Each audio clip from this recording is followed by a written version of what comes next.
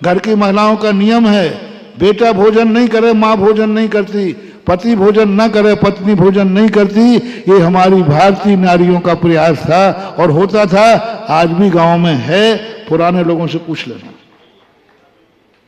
पुराने लोगों से पूछना, नहीं करेगी भोजन। एक पंडित जी आए थे बनारस में, गोष्ठी में आते थे, वे पत्नी को साथ लाते थे। मैंने कि पंडित जी टिकट तो एक ही मिलेगा। हमने पंडित को बुलाया, पंडितानी को नहीं बुलाया। बोले महाराज जी हमने पंडित को बुलाया, पंडितानी साथ आती थी।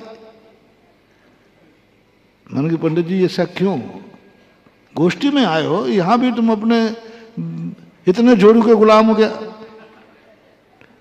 उन्होंने कहा महाराज जी ये बात नहीं है, इसका नियम है, मैं कहीं नहीं जा सकता जब तक मुझे भोजन नहीं करा देगी, करते हुए नहीं देख लेगी, ये भोजन ही नहीं करते। बनारस की थे, वहां ज्यादा चलते। तो मुझे बहुत अच्छा लगा कि ये आदर्श था, इससे पुरुष और बेटा कभी भ्रष्ट नहीं होता था। क्योंकि घर में हाथ की महिलाओं के हाथ की भोजन करेगा, वह कभी गलत खा ही नहीं सकेगा। तो इससे बहुत मल्टीपर्पज लाभ है। अब जिनकी शादियां हो चुकी हैं, अब तुम्हारी लानत आना है। वे आज से ही अपने पुरुषों से कहें, अभी तक जो हो गई सो भूल चूक लेना देना, कल से रोटी बनाना सीखो। अब आज के बाद तुम्हारे लिए 3 दिन रोटी मिलेगी नहीं, होटल में खाओगे नहीं, या तो 3 दिन के उपवास की साधना करो या रोटी बनाकर सीखो। हाँ, होटल तुम भी खाओ, बच्चों को भी खिलाओ, पूरे परिवार का बनाना सीखो। यदि परिवार अलग रह रहे हो तो, संयुक्त परिवार में है तो कोई बाधा नहीं बनती। यदि आप अलग परिवार में रह रहे हो और तुम्हारे घर में कोई महिलाएं दूसरी नहीं हैं, तो करो झगड़ा इस पे। नहीं, भोजन बनाना तुम्हें सीखना पड़ेगा। बच्चे छोटे हैं, 3 दिन उन बच्चों को मैं भोजन नहीं कराऊंगी और आपको भी नहीं कराऊंगी, तो क्या होटलों में खाओगे? नहीं, सीखना पड़ेगा। और ऐसा तुमने कर लिया तो ना तो तुम धर्म भ्रष्ट होगे और ना कभी भूखे सोना पड़ेगा। इसलिए कुछ समझ में आई कि नहीं? बात अच्छी कही गलत कही? नहीं, गलत कही हो तो कोई बात नहीं, अपन तो अच्छी बातें तुम्हारी, बुरी सब बातें हमारी वापस कर देना। हम तो प्रवचन में कहते, पहली बात तो जितनी बातें तुम्हें अच्छी लगें वो तुम्हारी हैं, और जितनी तुम्हें बुरी लगें वो यहीं छोड़ देना। हमारा माल हमारे पास रह जाएगा। और आज बोलो, ये अनर्थ घरों में हो रहा है कि नहीं? महिलाएं शेयर करो, हो रहा है कि नहीं? आज की बहु बेटियों में ये दोष आ रहा है कि नहीं? आ रहा है। बचाओ बचाओ बचाओ। मैं धर्म की दृष्टि से ही मात्र नहीं कह रहा हूं, मैं तुम्हारे अपशगुन की दृष्टि से कह रहा हूं। तुम धर्म के नाम पर तो नहीं मानते, बोले महाराज हम धर्म को नहीं मानते। आजकल के नौकरी पेशा वाले हैं ना, वो क्या कह देते हैं, मैं धर्म को कुछ नहीं मानता हूं। तो मैंने भी आजकल बातें करना छोड़ दिया। मैंने कहा जो माल बिकते ही नहीं वो क्यों बेचूं? जो माल बिकते ही नहीं, तुमने सीधे कह दिया हमें धर्म कर्म से कोई मतलब।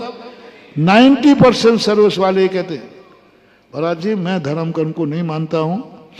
तो मैंने भी कह दिया मैं धर्म कर्म की बात नहीं करता हूं।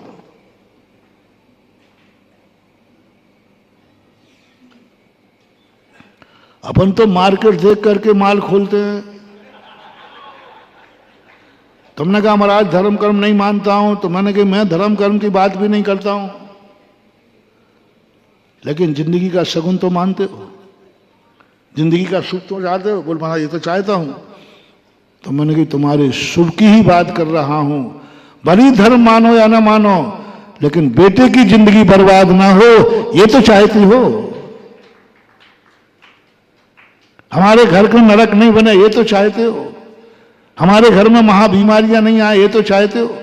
कैसे बीमारियां नहीं आएंगी? इस अवस्था के खाने वाला भोजन नियम से बहुत बड़ा अनर्थ। मुनिराज का दर्शन नहीं करती थी, भगवान के दर्शन, मान स्तंभ के भी दर्शन नहीं करती थी महिला उस अवस्था में। एक आता है शास्त्र में कथा,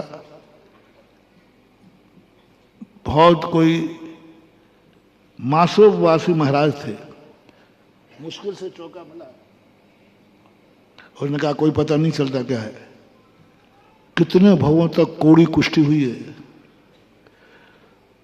कम से कम अपना ध्यान, इस अवस्था में यदि किसी को भोजन कराना, महाराज की तो बात दूर रही, पति को, बेटों को, परिवार को भी कराना तुम्हारी दुर्गति का कारण है। सारा पुण्य तुम्हारा नष्ट हो जाएगा। जितना पुण्य तुमने किया है 6 महीने में, और एक बार भी तुमने उनके भोजन पानी करा दिया, तुम्हारा महिलाओं का भी पुण्य खत्म हो जाए। इनकी जिंदगी तो बर्बाद होगी, तुम्हारी खुद की भी बर्बाद हो जाएगी। इसलिए कम से कम तुम जैन हो, महाजन हो, महानुभाव, आज जो मैंने कहा इस पर विचार होना चाहिए। और उन बर्तनों को अलग करो, वो उन्हीं लोगों के काम आवे। घर में स्थान अलग बनाओ, अलग स्थान बनाओ। उन 3 दिन तक वो अलग कमरे में अलग स्थान पर रहेगी। छोटा सा घर हो तो भी उसमें एक छोटा सा कमरा बनाओ। और है प्रकृति का नियम है, नेचुरल है, लेकिन नेचुरल कहने का अर्थ ये नहीं है कि हम उसे सारी माफी कर दें, शुद्धि कर दें। जो मैंने उदाहरण किया, नेचुरल तो मल मूत्र भी नेचुरल है कि प्रायोगिक है? नेचुरल है, लेकिन इसका अर्थ नेचुरल है तो वो शुद्ध हो गया क्या? नेचुरल होने से शुद्ध नहीं हो जाता, व्यवस्था तो। और ये मैंने डॉक्टरों से भी पूछा, जो अच्छे डॉक्टर होते हैं उनसे भी पूछा, उन्होंने भी यही कहा कि इस समय रिएक्शन तो होता है, इसके दुष्प्रभाव तो देखे गए। तो इस प्रकार के तो अपना मूल प्रसंग चल रहा था। जो बना के जानता है वह कभी बस, और जो बना के नहीं जानता, खा के जानता है, वो कभी भी। जिंदगी को बनाना है हमें, अपना प्रसंग चल रहा था। इस सृष्टि को बनाना है हमें, घर को हमें बनाना है, बेटे को बनाना है, परिवार को बनाना है, व्यापार धंधे को बनाना है, प्रकृति के हर चीज को हमें बनाना है। रफ रॉ मटेरियल हमें मिला है।